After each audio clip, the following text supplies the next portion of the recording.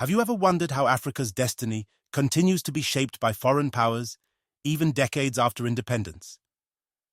In this riveting speech by the renowned Pan-African scholar, Professor P.L.O. Lumumba, we dive into the harsh realities of neocolonialism and the persistent challenges faced by the continent. Professor Lumumba's eloquence paints a vivid picture of Africa as a dinner table, where the continent's resources are feasted upon by global powers, while Africans themselves are left with little to show for their riches. But beyond diagnosing the problem, he offers bold solutions rooted in unity, self-reliance, and rejecting the deeply ingrained colonial mindset. Don't miss the opportunity to hear these powerful words. Watch the video to immerse yourself in his call for an Africa that takes charge of its own destiny.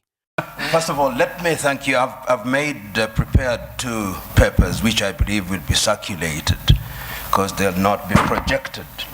But if you can see, first of all, I want to agree with the Honorable Minister. I've done 2 pictorials. One of them is described as Africa at the dinner table. And if you look at Africa at the dinner table, Africa is on a plate and it is meat. And the diners at the dinner table are France, the United Kingdom, the United States, the European Union, the Chinese, and progressively the Arabs. And my second picture is the African hotspots. It's not visible from there.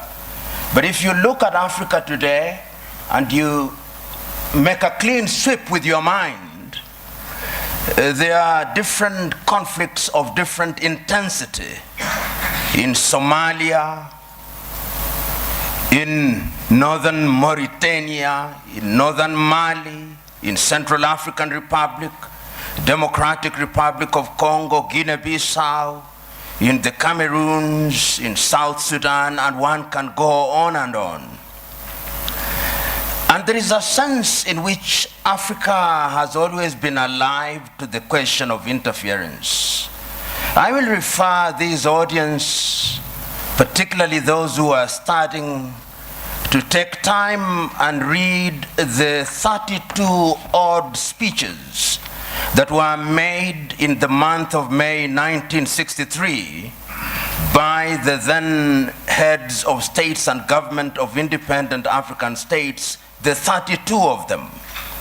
And there are 2 speeches that I want to isolate for this presentation. One was by David Dacko of Central African Republic. And in thanking Emperor Haile Selassie and Kwame Nkrumah on that day, he said that we must never forget that the colonial power has not left us. We must recognize that he did not go willingly. And if we don't check them, they'll come back again. And what would little Central African Republic do against them? Today, he is right. Today, if we remember the activities of France and how they propped up the regime of Jean Bedel Bokassa, he was right. Today, as the Honorable Minister has indicated, Africa remains the only continent in the world that is referred to in these terms, Anglophone, to mean that we are a sphere of our erstwhile colonizers. About 2 weeks ago, there was a meeting of the Commonwealth in London, England. And a friend of mine who is an Anglophile sent me the photograph very gleefully, saying this is a meeting of 53 equal states. I told him, no. If it was so, why is it that the leadership of the Commonwealth is hereditary rather than rotational? In other words, in the minds of the British, her former colonies are still under her tutelage. And I want to submit to us that in the minds of what I'll call the conceptual West, they think they have a divine duty to instruct Africans what to do. True. And in the minds of many African leaders, they think that they have a divine duty to accept what they are told. That, in my view, is what the Honorable Minister was talking about, the mindset. And this is something that has been examined. We have seen France and its very pernicious presence in Africa. We know what they did in Burkina Faso against Thomas Sankara. We know what they did in Mali or the Sudan against Modibo Keita or against Sekou Touré in Guinea. Pernicious to the core. The Portuguese, we know what battles had to be fought in that area. And let me put this very bluntly. When the former leader of Portugal, Marcelo Caetano, was asked, why can you not allow the colonies to gain independence? This is what he said in substance. As I have examined world history over the years, the following have emerged. That the Caucasians have been responsible for monumental discoveries in the development of man. So have the Chinese, so have the Arabs. But the Africans have been responsible for nothing. They are only fit as hewers of wood and drawers of water. And I want to submit to you who are present here that in the conceptual West's unguarded moments, or guarded moments, that is what they think. And that is how they relate to Africa. So the whole idea that they will interfere is something that they think is their God-given duty. I said there were two speeches in 1963 that I wanted to refer to. I referred to David Dacko. The second one was the speech by Kwame Nkrumah. And Kwame provided the solution. He did not complain about colonialism. He said, we must live here with one army, with one command. We must live here with one currency. We must live here with one currency, one country. I do not know where its capital will be, but I suggest Leopoldville or Bangui. Other leaders may have their thoughts. Kwame was right, but who listened to him? Several years down the line, and I've said it in my paper, there were coup d'etats which were engineered, there were mutinies which were engineered, and other forms of destabilization. And I want to believe that the person who actually said it very well in the 1980s was the former American President Ronald Reagan. He said, the United States of America does what is in her best interest. And I agree with him. Does Africa do what is in her best interest? Do African leaders do what is in the best interest of Africa? Interference will be there in very blatant and brazen ways and in subtle ways. I've always asked, until very recently, how many African countries manufactured bullets? Very few. Until very recently, how many African countries, in fact, how many African countries manufacture jet fighters? How many African countries are involved in the arms industry? Some of the leading conceptual West countries which pontificate to us about prizes, peace prizes, are the leading manufacturers of landmines.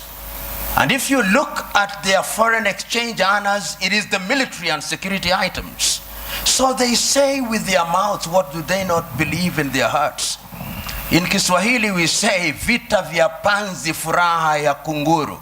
That when the locusts are fighting, it is the joy of the hawk. Because when they kill each other, they get the food easily, dead. It is in the best interest, I dare submit, without fear of contradiction, that the elite in the conceptual West does not want Africa to stabilize, despite their assertion to the contrary. And you'll see it in every country because conflict is a major industry. Today, you look at South Sudan and the many peace conferences that are being held, but if you ask who supplies the arms, who provides safe havens, it is the conceptual West. And when I use the term conceptual West, I'm saying that it extends to countries which are geographically not in the West, like Australia or Canada. So I'm submitting in answer to your question, Joe, that interference is there, and it is part, to use this old cliche, of the neocolonial project.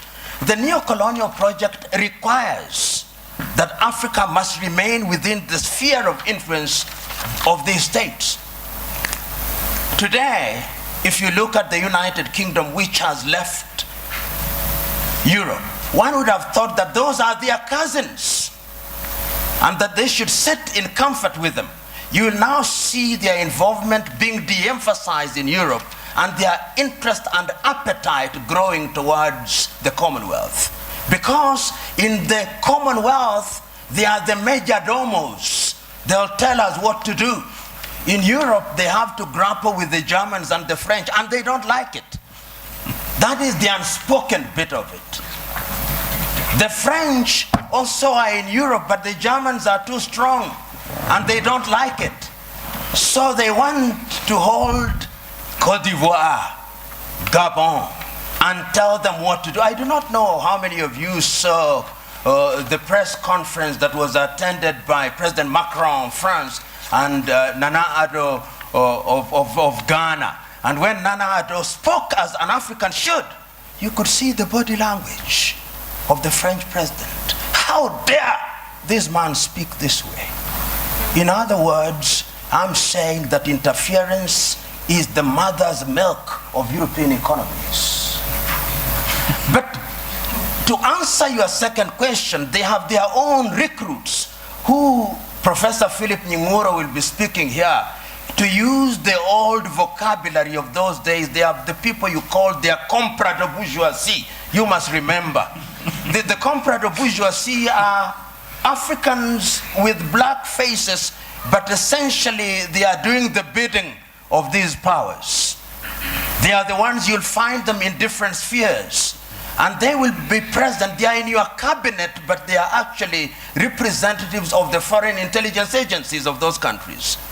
We know this. If you look at the declassified papers from the United States, we now know that some of leading cabinet ministers in many African countries were working for the CIA or some Western agencies. So you are sitting in cabinet, and in these days of the mobile phone, they are possibly texting their masters in Europe and America. So interference is also exacerbated by these comprador bourgeois for their own benefits. And it has never changed, Honorable Minister. In the early days of slavery, they gave some of the chiefs mirrors and alcohol. Today, what they give them are flats in Paris or in Dubai. And that is what makes them undermine Africa. The third mode of interference is through institutions. Look at the competition as it is now. There is a new entrant into the market that is called China. China is very subtle. Many people wrote the obituary of Rwanda in 1994. 20 years down the line, it has been demonstrated that Africans can actually do it. Between 1983 and 1987, I think Thomas Sankara in Burkina Faso also demonstrated that it can be done. We saw in Somalia, despite their problem. So my prescription is African unity. Africa must now begin to negotiate initially in terms of blocks, SADC, ECOWAS, East African Community, and ultimately as African Union. And lo and behold, we must do it. And I've always said this cliche, we must do it, because if we don't do it, we will be done. Thank you. Professor P.L.O. Lumumba's speech is not just a critique, it's a clarion call for action. His insights remind us that Africa's progress depends on its ability to unite, reclaim its narrative, and reject the systems that perpetuate dependency and exploitation. The question he leaves us with is profound. Will Africa act in its best interests, or will it continue to be a pawn in the game of global politics? What are your thoughts on Professor Lumumba's vision for Africa? Let us know in the comments below. If his words resonate with you, hit the like button, subscribe to our channel, and click the notification bell to stay updated on content that champions African empowerment. Together, we can amplify the voices calling for true liberation and unity across the continent.